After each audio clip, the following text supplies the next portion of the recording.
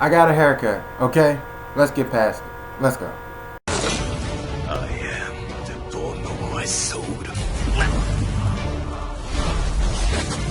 Before I even get into this review, man, I just want to talk about how interesting everything is without Zeno and Lilith on screen. Like, to me, everything is just so much more interesting when they're not here. Like, for real, I really, truly did not care about them, man. I didn't care. Like, I swear I didn't care. It was like, get out of here. What you want, man? Like, for real. Everything is just so much more interesting and in-depth to me. Even though I will tell you this, even though the part when Lilith transformed into like a human weapon, that was crazy. I ain't gonna front on that. That was crazy. I was like, whoa, this is kind of alright. But I still kind of didn't give a damn. Because it was like, who cares, man? To me, that was like a filler arc, man. But anyways, this episode started off with freaking Osamu and Yuma. Well, we last left off in last episode when they going and talking to that little robot thing. Now, if y'all remember, excuse me, man. God, man, I feel like a booger or something is in my nose. And it probably is, but I'm gonna get it out.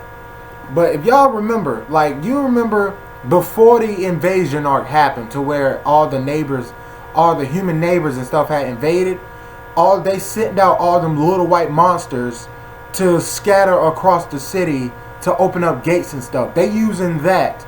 They using one of those monsters, like Border is using one of those monsters. And they have connected, like, the guy that invaded Border during the invasion arc, invaded HQ and stuff, and got defeated in HQ by Tachikawa and director, I forgot his name, but the master of Tachikawa and stuff, his director and stuff.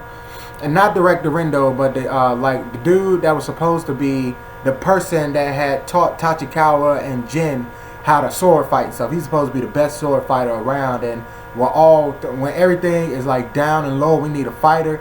Like, he's the guy that comes in and stuff. And he actually was the one that helped defeat freaking the guy that invaded Border. Now, I don't remember his name, but you remember him. He was a crazy dude with the crazy personality that had the black eye. One eye was black and one eye was white and stuff. And they actually went into depth with that, why his eyes was like that. And his eyes was like that because his horns, his black trigger horns, had embedded themselves onto his brain.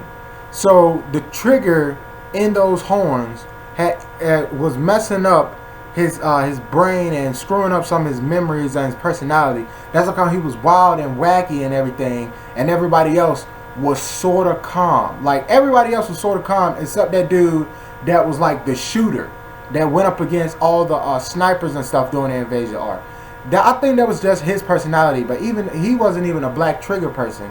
It's just that old boy with the black eye, he was. And then that's how come they went into depth, and that's how come they said that the reason for him being all crazy and stuff like this is because that trigger had embedded itself into his brain. So when he had died, then in order for them to get the black horn triggers off of him, they had to actually open up his skull and go inside and cut it away from his brain and stuff. And they implanted that trigger onto that little white robot that turned that white robot into a black trigger robot. So now, and they explained it, and you might be asking yourself, why in the world does the freaking robot have the dude personality? It seems like it has soul and stuff. It's because the trigger, like, once it embedded itself onto his brain, it started taking some of his memories and his personality and putting the code of that off of his brain onto the trigger. That's why it was like that and stuff, man. So they was talking to the dude and junk, and they was asking him questions, and Yuma was there, and they was asking him, like, what was their goal during the invasion, why did they invade, and all that stuff. And their goal was to get as many Trion supplies. It's very hard to say that freaking word, man. Like, for real. Trion supplies. Alright, that's what it is. Trion. Because it's spelled T-R-O. Is it Trion or Trion? Or Troon? Troin. Because it's spelled Troin. So is it Troin? It might be Troin. Yeah, Troin. I'm messing up, man, but whatever. We're going to keep it rolling. That was their goal, to get a whole bunch of those. And so Yuma was like, nah, this nigga, he telling the truth about that, but he leaving some stuff out, man, so you need to keep asking him questions. So the fat director, kept asking him questions and stuff. And he later on revealed that their true goal was to get all the Troin, and then go back to their planet, Afrokrato, to save their planet, because he said God was dying. And what they mean by God is that the core of their planet is this huge freaking block of Troin. And they call that God because they call that God because to them that huge block of Troin is like the mother of their planet and stuff. And so it's like, you know how back in the day people used to call like goddess Athena and shit like that. That's their god and stuff, because it gives them life. It helps the crops grow. It makes rain and let night be day and stuff, and just stuff like that. So their reason for going there and getting them was to steal the Troin, because God was dying, and then they was gonna select the person from. They was gonna actually steal Chica and take her back to the neighboring world and put her inside of God, because freaking on their planet they select a person who has a big enough Troin inside of them, just like Chica, to be the person to merge with God in order to control it, so it doesn't shrink the planet. And make all of them like have basically die out, really, and stuff. So that was freaking very interesting to me. I found that out. So after that they were just asking him about what was his motives and stuff, and he was just like, look, no, they was asking him about Hughes and stuff, and he was like, look, Hughes is not gonna tell you anything. He'll die first. He's an idiot. But I have my own motives and plans and stuff. And now this dude, he's kind of like Repelica in the sense of Repelica has his own will, own motives, own thought process. Repelica's like a living being, but he's not actually a living being. He's a robot. So this dude is kind of like that, but his robot is kind of like that, but he stole the guy's personality and memories, which makes him lifelike. Excuse me. Which makes him lifelike. So he was telling him about Hughes. Hughes is gonna die first, and he was saying, "But I will cooperate with y'all just so y'all can get what y'all want." And Cougar was like, "Okay, he's telling the truth, but he has some ulterior motive behind this and stuff." And everybody already knew that, because why in the world would an enemy help out the enemy? Like, it's just stupid. So then, after that, Osamu and Yuma went back to Takamoto Branch, and then the dude was in there. His name is, and I'm reading off my notes because it's very hard to pronounce. It's Neomiya. He's the #1 ranked shooter in all of Border and stuff. That's who he is, and he was in there. He got straight to the point too, man, which I like. I don't like a whole bunch of like talking and stuff, because that takes away from the freaking episode, and you don't really know what's going on, because they bring a person of interest in there, and then they make him talk about stuff that we don't even care about for like 40 minutes, and then the like 2 minutes he'll talk about what we actually want to talk about. So he got straight to the point. He told Osamu, sit down, I need to talk to you about something. And then he showed him a picture of a girl, and he was telling Osamu and Chica, because Chica was already in there talking to him and stuff. He showed a picture to Osamu and Chica, and he was like, you know this girl? And then they was like, no. And then he was like, this girl is in deep shit. Like, she in it deep, nigga, like thigh high. Like, this girl was caught. Well, she wasn't caught, but this girl had made a big violation on selling triggers to citizens. that can get you. He said this is such a big violation that just by doing that, you can have all your memories erased. Like border, I was like, whoa, border is really on some mob stuff, really erasing people's memories out of this junk. Like just lock them up and junk. But so I'm just like, whoa, this girl really did something bad. And he went into detail explaining to them how they got word, like a little bit before the invasion happened, that some people had stole some triggers, but they didn't know what was going on. So they sent Cosmo Squad out to investigate it all. So Cosmo Squad went out and investigated it all, and what they learned was that this girl that they showed them, and her name is Mira Hatachara. That's how you pronounce her name, and I know I'm messing it up, but her first name is Mira. Miria. Not Miria, but it's spelled M-I-R-A-I. That's how it's spelled. And you pronounce it how you want to, man. Dang, that don't sticking in me and something. The freaking nail was jamming into me, man. Like, God. So, alright. So, he was telling her about her and how she collaborated with a person of interest between Osama and Chica and two other people in order to go over to the neighboring side of like a dimension. And I don't know if when the gate opened they enter into another dimension or if it's in their world, just in another like part of the universe. Like I don't know. I think it's in another dimension, but yeah.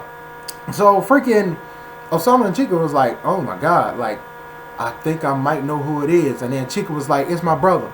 And then Osama was like, Chica, because the whole time he was talking, we was getting these flashbacks about Osama sitting down with Chica's brother. His name is Reggie. And he was sitting down with him and talking to him about how he was going away for a while. And that's when he first showed Osama a black trigger. It wasn't a black trigger like how freaking Jin has a black trigger. It was just a regular old trigger, but it looked black. Which I'm thinking it might be a trigger, but they really didn't say if it was a black trigger or not. So that's up in the air. But it looked like a black trigger because Osamu, Yuma, and Chica's trigger is green. Like, and most of the people you see has a green trigger, but only people that we've seen that had a black trigger was not Osamu, but Yuma and Jin. And I'm really leaning towards Jin on how his trigger looked because his trigger did look like Osamu and Chica's trigger, but it was black. And really with Yuma, his trigger was just Repelica. That was his trigger. But even though he had a black trigger, it wasn't like a handheld trigger like what Jin had. Jin had a handheld black trigger. And the triggers that Renji had let Osamu hold before Osamu even became a border agent, because he didn't know what the trigger even was back then. It was a black trigger. It looked like a black trigger. So I'm thinking they stole some in development black triggers and went to the neighboring universe. And the whole time while this going on, Osama and Yuma is just looking at this dude like, what you talking about, man? Like, yo, this is crazy. So then freaking old dude, he get up and he say, that's all I need to know, because he already talked about what he needs to talk about to them. And he is saying like how Renji and Mira is conspiring to do something really big, and they don't know what it is. So then he leaves, and like right after, oh yeah, and I forgot this, right after Osamu and Yuma stopped talking to the little robot and stuff, they was talking to like something else, and Osamu was telling like the dude that can hear really good about how he wanted to get stronger. He tired of him being the person to hold back his team and stuff. So after old boy had left from Takamatsu Branch, Osamu had called my man, I forgot his name, but he's the guy that always be tricking old girl in the border agency about like she believes she's really gullible, and he be lying to her, and he be like, that was a lie. Like that dude, he wears the blue coat and stuff. I forgot his name, man. I'm trying to give you a good description of him so you know who I'm talking about. But he was the guy that Osama had called, And Osama was telling him, like, teach me how to be a real sniper. Like, teach me this. And he was telling him that, Osama, man, look, you should just focus on, like, being a team leader, coming up with strategies, and developing your skills in terms of strategizing and being a good central leader. And Osamu was just like, and you saw the pain and hurt in his face. I was like, yeah, I would be hurt too, man. Like, look, I'm trying to get stronger and you won't help me, man. But you telling me, like, to be a leader? So I know about that. I know about being a good leader. I know about trying to get a good strategy together. We ain't fighting nothing but strong people. And I know, but I want to get stronger. And, like, I felt for something right there. I was like, man, I want to get freaking stronger, man. Like, I want to be the person that goes and, like, fights like how Cougar fights. I want to be the person that blows away the audience like freaking Chica does every time she shoots her sniper. Like, I want to be that person. I know being a leader and all of that is well and good and stuff, but come on, man. Like, let me try to up my skills in terms of combat. Just like when Osama went inside, like, that little area they had to where you don't lose any trion. And he went in there and he had fought like 80 people and he had lost all the time. He lost against 80 people. He didn't win not one single time. But when he got up to like the 40th person, when he got halfway, he started to see himself becoming really better and improving while he was fighting. So then he was like, man, yes, I still can get stronger. And so I was like, yes, man, like, please teach this dude. And eventually Osama convinced him to come and teach him and stuff. And that was good, and I really liked that, man. And then that was the end of the whole entire episode, y'all. And I hope I wasn't all over the place. I tried to stay really central pointed, but I know I was kind of here and there and stuff, man. But let me know your thoughts on my review and of the episodes. And let me know your thoughts on everything that transpired in the episode, man. If you have some theories on what's going on with Mira and Renji, or what's going on with the neighbors and what are they doing? Are they going to invade border again? Like, I think that's going to happen again because they did say that was coming back, but we really don't know. And what are your thoughts on Osama, Yuma, and Chica and how they're going to do in the rank wars? Because that's still going on, believe it or not. And they talked about it a little bit. They talked about it for like a minute and a half in this episode. So let me know all your thoughts about that, man. Thanks for watching. Hope you enjoyed. If you liked anything I had to say, man, give me a like, subscribe, comment, and all that. Share this video with your friends on Facebook, Twitter, Pinterest, Tumblr, and all of that, man. I'm Darren the Awesome. You're awesome. Stay awesome. I'll see y'all in the next one. Peace. One love. I'm out.